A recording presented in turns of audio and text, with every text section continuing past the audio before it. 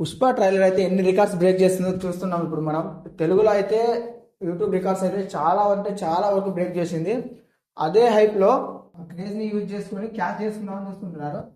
ఎందుకు చెప్తున్నా అంటే ఇప్పుడు పుష్ప మూవీ టికెట్స్ రేట్స్ వచ్చేసి చాలా అంటే చాలా వరకు పెంచారు. ఒక్క టికెట్కి 300 to 400 వరకు పెంచడం అయితే జరిగింది.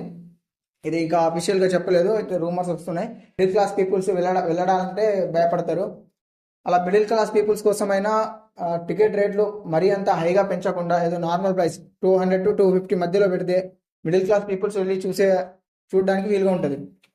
ఇది ఓన్లీ నార్మల్ థియేటర్స్ గురించి చెప్తున్నాను నేను.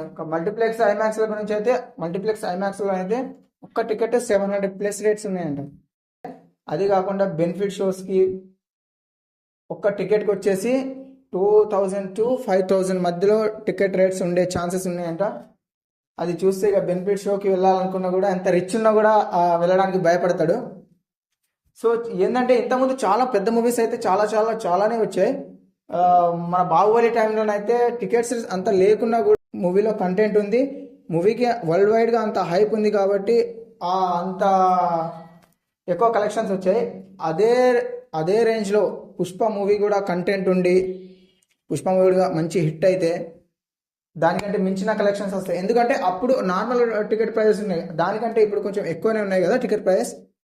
అలా క్యాలిక్యులేట్ చేసుకుంటే దానికంటే ఎక్కువ కలెక్ట్ చేసే ఛాన్సెస్ అయితే ఉంది.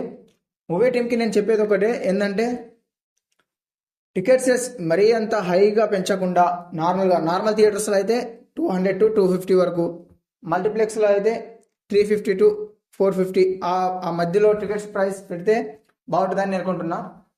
మీరేమనుకుంటున్నారు? ఈ టికెట్ ప్రైస్ చూసిన తర్వాత మీరేమనుకుంటున్నారో కామెంట్ చేయండి. వీలైతే లైక్ చేయండి, సపోర్ట్ చేయండి. జై హింద్. ఉంటాం.